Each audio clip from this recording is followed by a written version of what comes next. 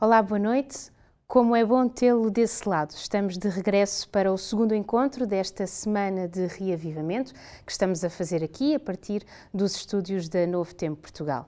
Esta semana está a ser conduzida pelo pastor Eurico Correia, que veio de França, onde desenvolve o seu ministério como professor de teologia, para nos trazer mensagens muito especiais sobre o tema Feliz aquele que espera, uma viagem na palavra de Deus sobre a nossa grande esperança, a segunda vinda de Jesus. São razões de sobra para ficar connosco a próxima meia hora, mas ainda lhe posso dar mais uma razão pelo menos. Eu já estou mesmo de saída, mas vamos ouvir as vozes da Joana, da Violeta, da Amália e da Flávia e ao piano o André dos Santos, em mais um momento musical do quarteto Voz da Esperança com o medley Oh, que esperança! Eu estou a orar para que este tempo seja uma bênção na sua vida e volto no final para me despedir.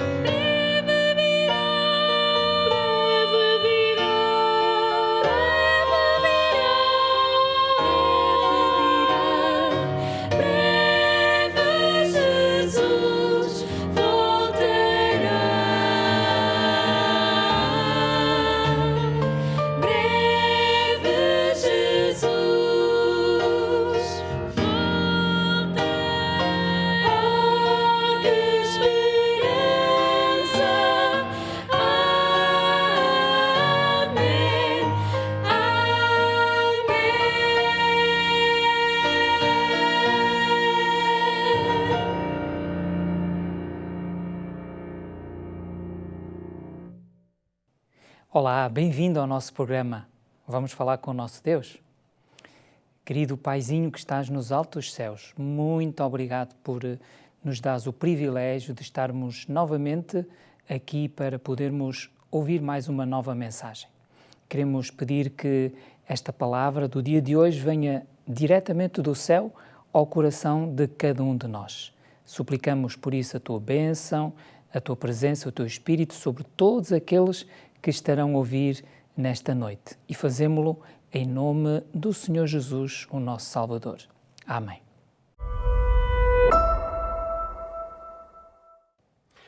Olá, boa noite. É um prazer estar convosco aqui para esta segunda noite da semana de reavivamento. Ontem nós vimos que vale a pena confiar ainda nesta promessa da volta de Jesus, e nós vimos como é que esta promessa impacta a nossa vida e como é que ela é uma promessa certa, verdadeira, na qual nós devemos depositar toda a nossa confiança. Hoje eu gostaria de falar sobre o tempo de espera.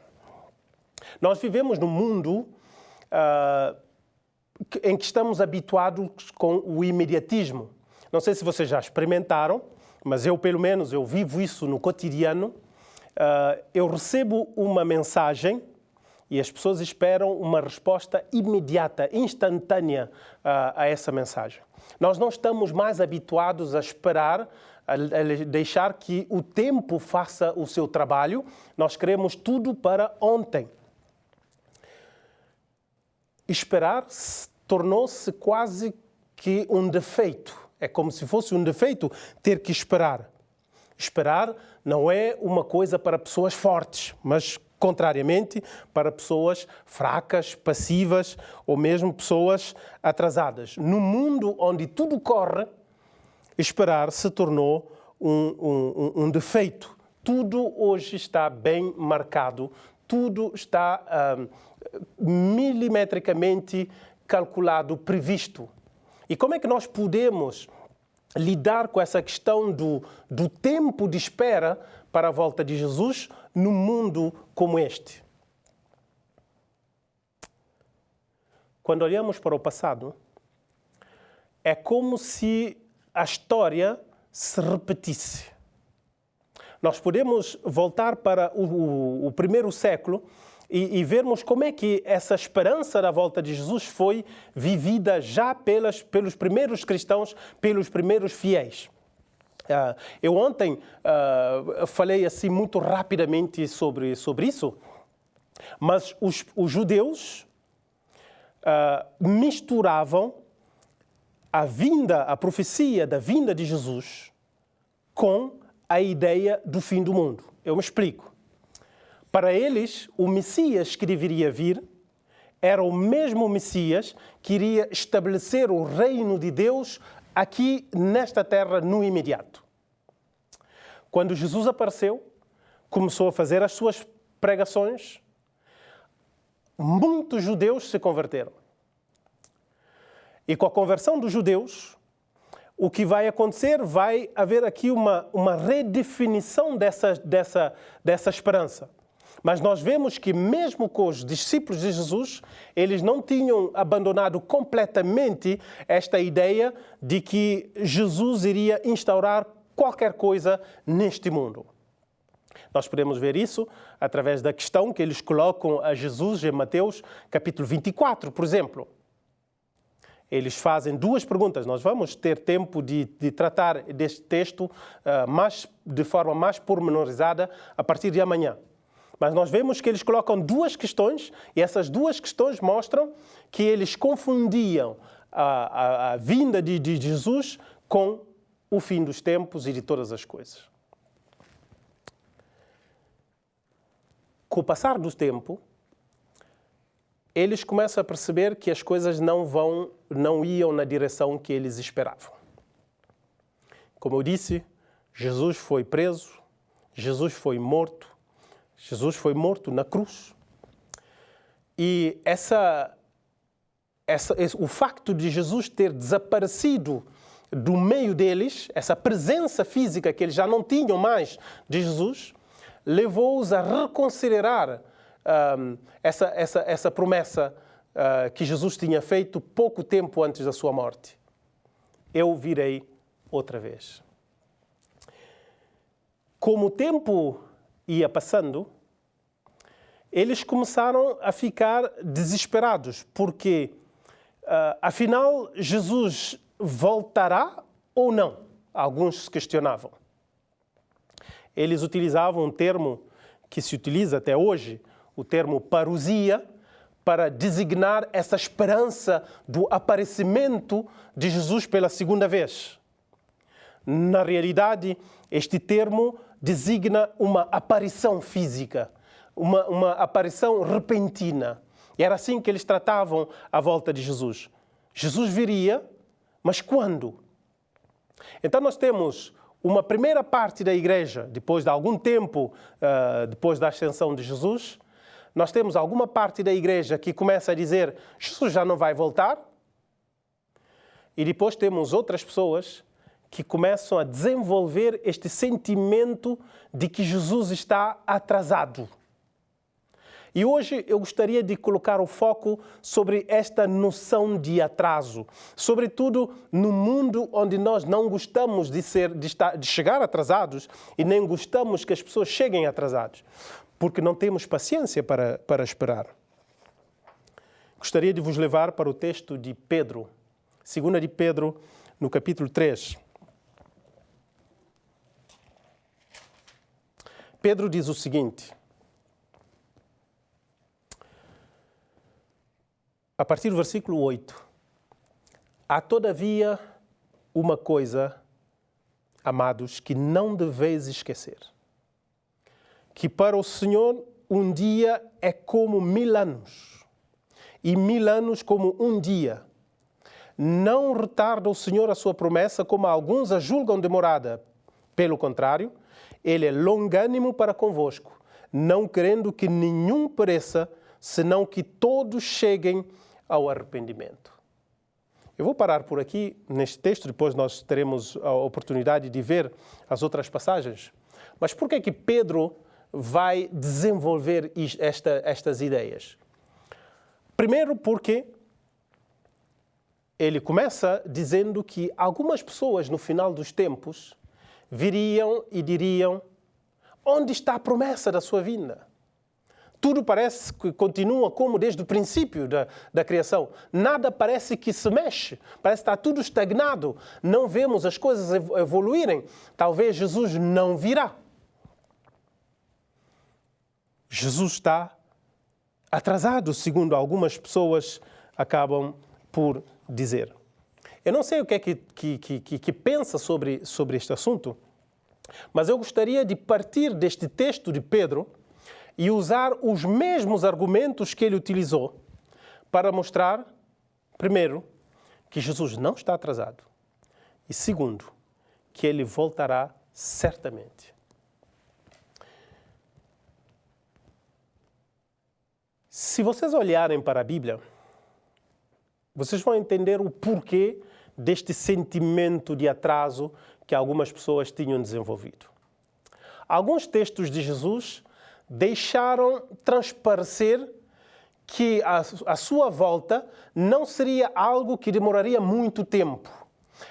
Em todo caso, os cristãos compreenderam algumas palavras de Jesus como uma garantia de que ele voltaria na geração daquelas pessoas que elas estariam vivas para presenciar a volta de Jesus. Eu posso citar um exemplo de Mateus capítulo 10, versículo 23. Quando vos perseguirem na cidade, fugi para outra. Em verdade vos digo que não terminareis de percorrer as cidades de Israel antes que venha o Filho do Homem. Agora, imaginem-se na posição dos discípulos que ouvem estas palavras. Vocês não terminarão de percorrer as cidades de Israel antes que o Filho do Homem venha. Com certeza que eles pensaram que o Evangelho, eles não iam ter tempo de ir até o fim na pregação do Evangelho.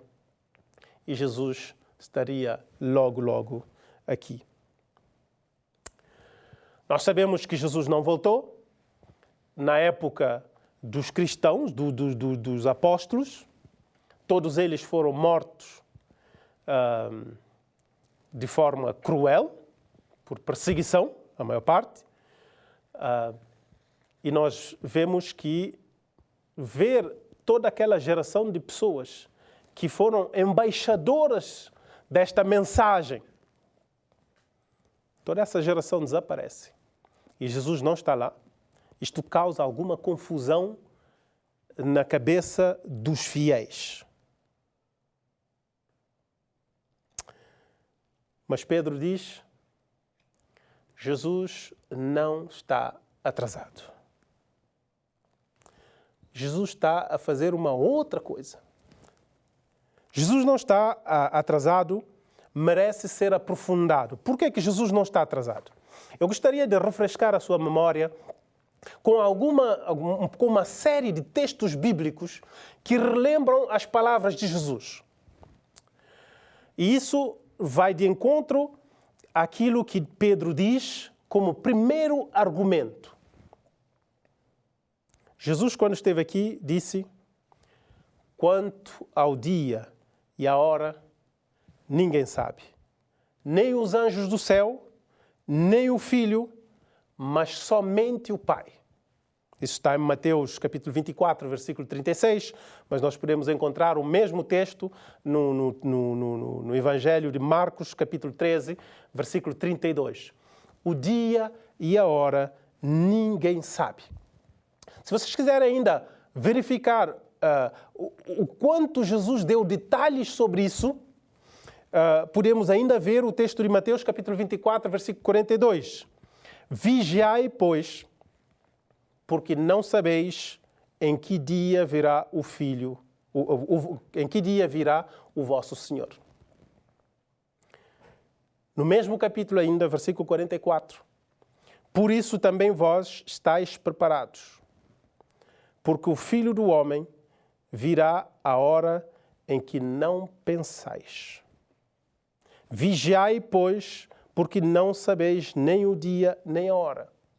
Eu poderia aqui multiplicar os textos bíblicos que mostram que Jesus disse claramente: o dia e a hora ninguém sabe.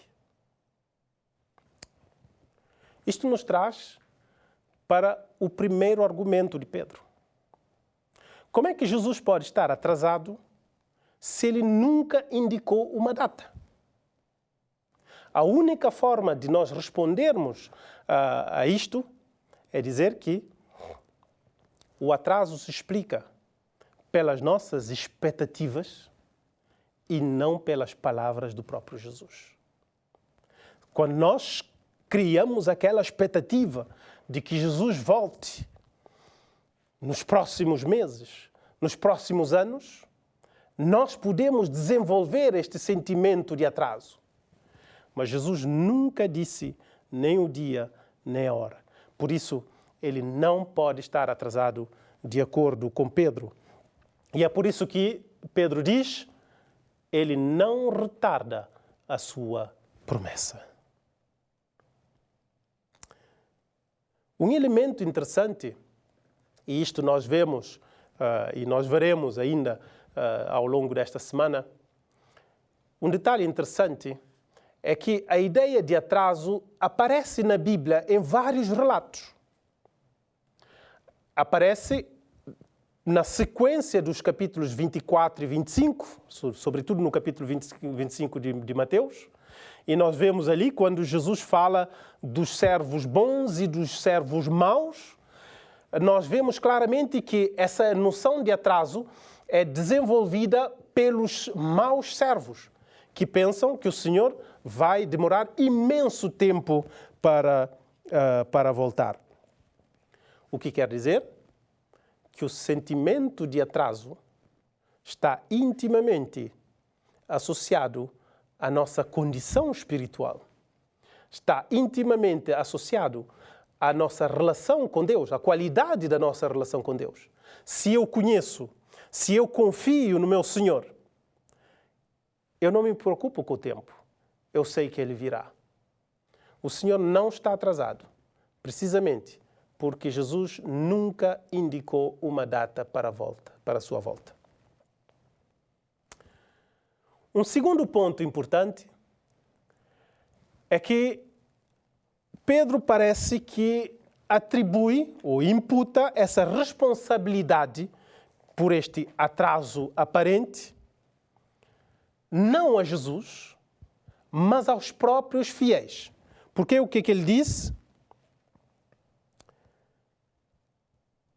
Não retarda o Senhor a sua promessa, versículo 9, capítulo 3, versículo 9, de 2 de Pedro, como alguns a julgam demorada. Pelo contrário, ele é longânimo, não querendo que nenhum pereça, senão que todos cheguem ao arrependimento. O que é que Pedro está aqui a dizer? Se existe um atraso, esse atraso não se explica por uma demora da parte de Deus. Mas esse atraso, ele é simplesmente um tempo em que Deus vai exercer a sua paciência, é um tempo em que Deus vai exercer a sua graça. Nós podemos até concluir que é a lentidão do coração humano que explica todo esse tempo. Eu prefiro falar não de atraso, porque Pedro diz não há atraso, mas eu prefiro falar desse tempo de espera. Esse tempo de espera, ele já tinha sido, Jesus já tinha deixado transparecer que haveria esse tempo de espera nas suas palavras mesmo. Em todas as parábolas que ele contou, há sempre um tempo que passa entre a promessa que ele faz, ou a promessa que ele fez, e o dia em que ele vai voltar. Então nós percebemos aqui que existe um tempo de espera. Mas esse tempo de espera, ele não é um atraso, mas é um tempo que se justifica por causa da lentidão do coração humano para responder aos apelos de Deus.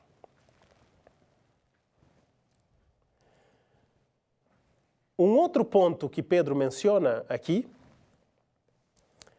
é que, na realidade, existem diferentes noções de tempo. E ele começa dizendo, versículo 8, há todavia uma coisa, amados, que não deveis esquecer. E parece que nós esquecemos constantemente disto.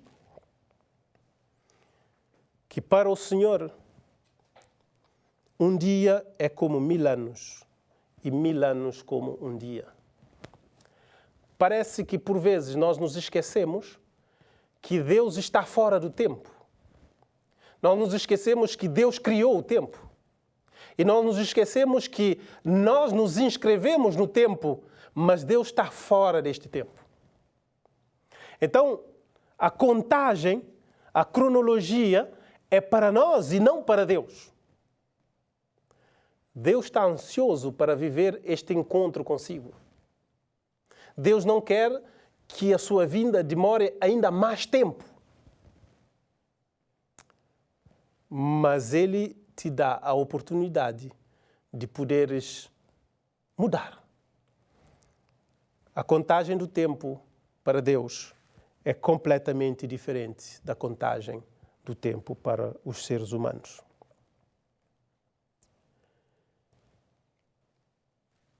Pedro acrescenta um ponto ainda no final do versículo 9.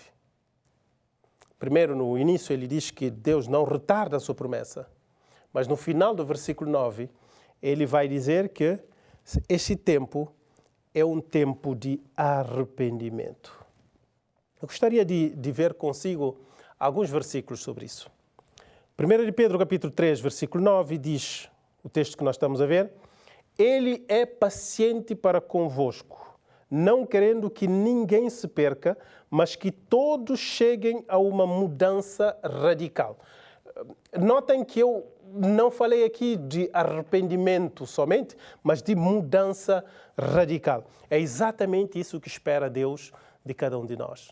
Que nós possamos aproveitar esse tempo para fazer esta mudança radical na nossa vida.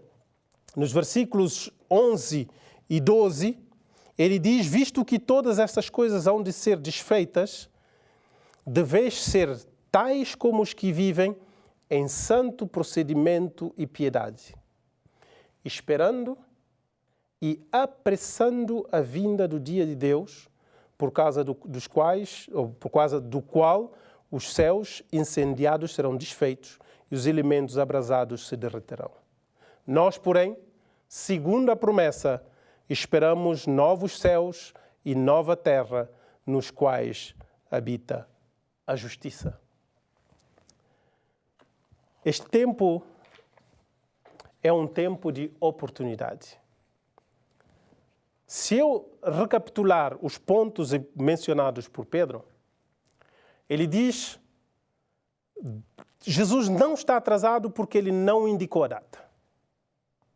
Segundo, ele diz: se existir algum tempo de espera, esse tempo se justifica pela lentidão do coração humano em responder aos convites de Deus. Terceiro, é que este tempo de espera é um tempo que nós contamos como seres humanos, mas esse tempo não conta da mesma forma para Deus. Para Deus, um dia é como 1000 anos e 1000 anos é como um dia. Deus está fora do nosso tempo. E este tempo de espera é um tempo de oportunidades. Um tempo de oportunidade especialmente para arrependimento. Um tempo de graça. Eu queria aproveitar este tempo para lhe dizer uma coisa.